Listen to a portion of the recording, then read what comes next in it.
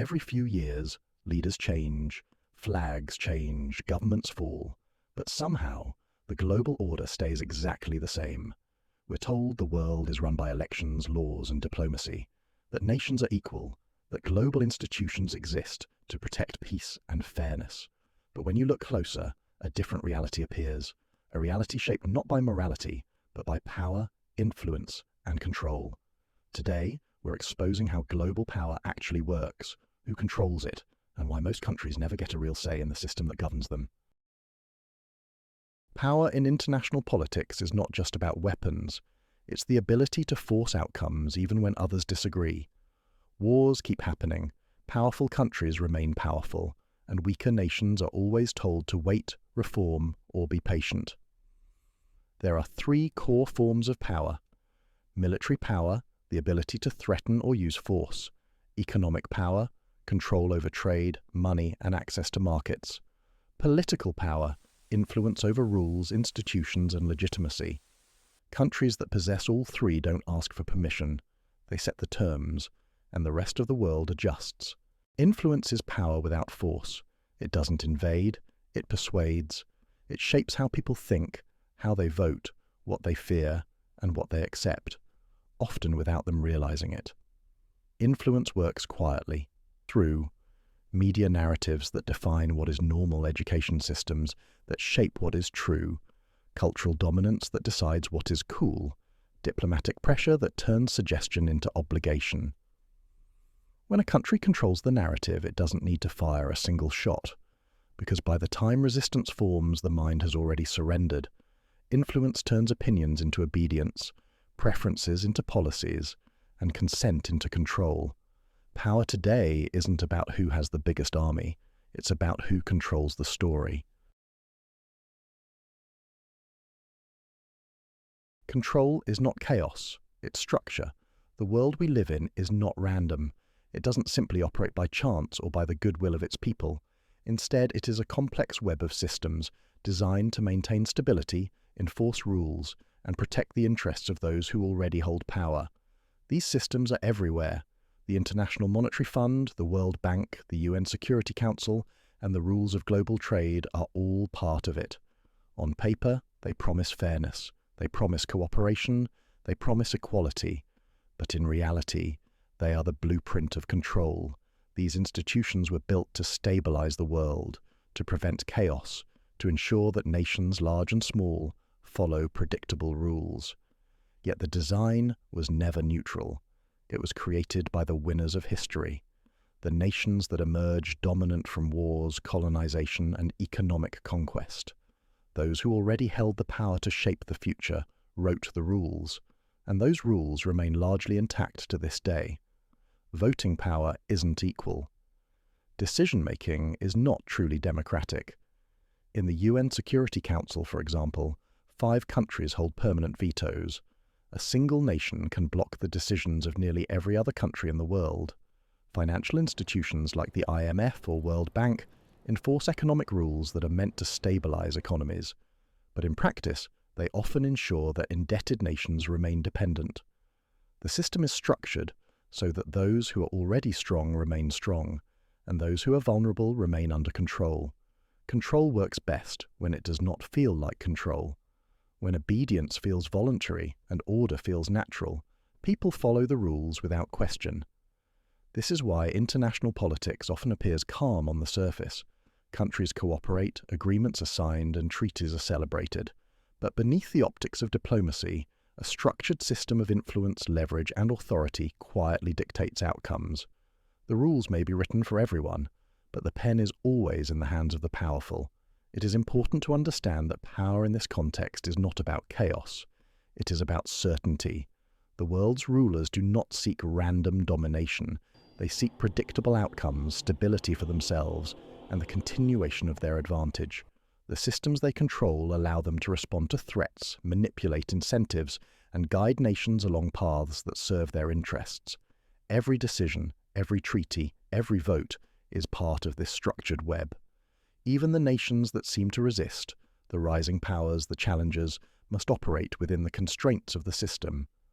Sanctions, financial pressures, diplomatic isolation, All are tools used to maintain control without sparking direct conflict.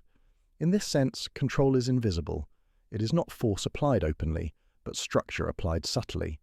It is the reason global trade flows in predictable patterns, why financial crises are contained, and why wars, while devastating, rarely alter the hierarchy of global power. The illusion of fairness is essential. It ensures compliance. It allows the system to function without revolt. People, nations, and even entire continents act as if the rules are natural, even when they serve a very specific set of interests. Understanding this does not mean cynicism. It means awareness. It means recognizing that the world is structured for stability. But stability for whom? History shows us that those who wield control rarely give it up voluntarily. They shape laws, economies, and institutions so that power reproduces itself. Control is not chaos. It is structure. And in a world where the pen is in the hands of the powerful, understanding that structure is the first step toward understanding the reality of power itself. The global status quo survives because it rewards compliance and punishes resistance. Nations that follow the rules, that align themselves with existing power structures, are often rewarded. They gain access to trade, investment, diplomatic support, and security guarantees. Obedience brings stability, growth, and legitimacy on the world stage. But those that challenge the system face consequences. Sanctions are often the first tool. They restrict trade, freeze assets, and limit access to the global financial system. Isolation follows, diplomatic ties are reduced, international cooperation becomes harder, and the nation is often portrayed as a threat. Regime pressure is another weapon.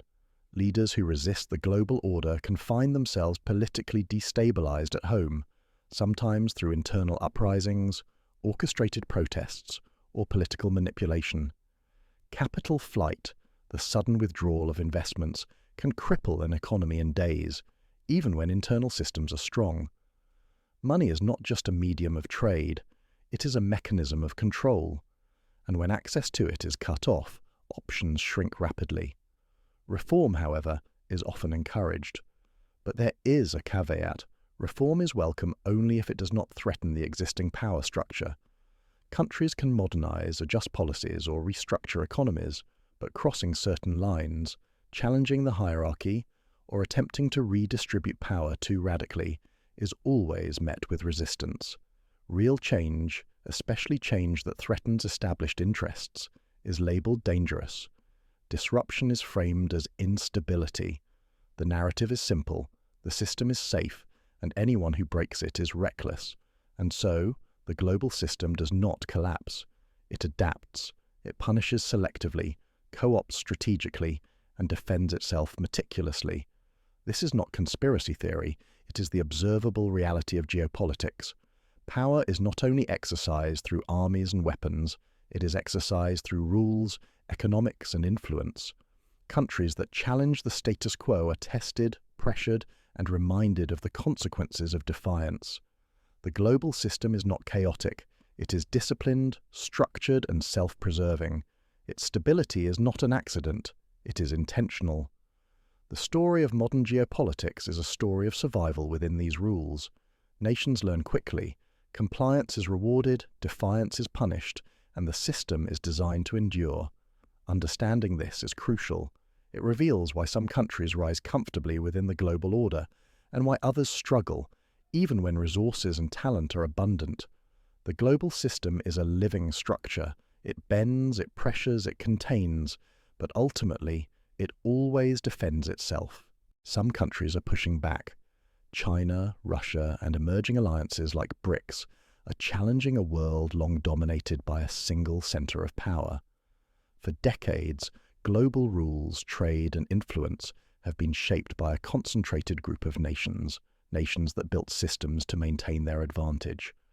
Now, these rising powers are asking a fundamental question. Why should the world be structured around one dominant authority? They argue for a multipolar world, a world where influence is shared, not enforced, where decisions are negotiated, not dictated, where power is balanced, not centralized. This is not ambition, it is strategy. China expands its economic footprint through the Belt and Road Initiative, connecting hundreds of countries with trade and infrastructure. Russia leverages energy, military capability, and diplomacy to assert its interests. BRICS represents an alternative vision of global finance and governance, a challenge to traditional dominance. Global tensions are rising, not because the world is chaotic, but because power is contested. Where once decisions were predictable, today they are negotiated, disputed, and challenged. Old alliances are tested, new partnerships emerge. The story of modern geopolitics is shifting. A single center of power is no longer guaranteed. The map of influence is changing, quietly, deliberately, inexorably. And the question now is simple. Will the global order adapt, or resist those who seek a more balanced world?